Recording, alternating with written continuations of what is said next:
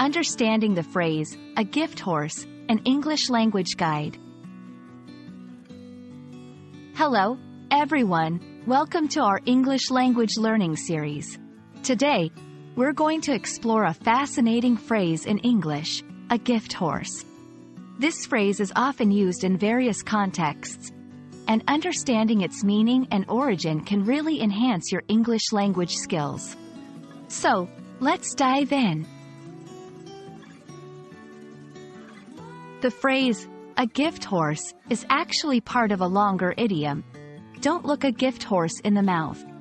This idiom means that when you receive a gift, you should not be overly critical or skeptical about it. In other words, don't question the value or quality of a gift. The origin of this phrase dates back to an old practice in horse trading. The age and health of a horse can often be assessed by looking at its teeth. So, when someone received a horse as a gift, it was considered rude and ungrateful to inspect its teeth. It was like questioning the generosity of the giver. You can use this idiom in various situations. For example, when someone criticizes a free service, you might say, "Hey, don't look a gift horse in the mouth." If you receive a present that's not exactly what you wanted, remember the spirit of the phrase and appreciate the gesture.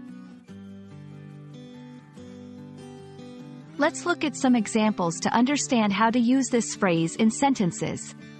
1. My aunt gave me her old laptop for free. I know it's a bit slow, but I shouldn't look a gift horse in the mouth.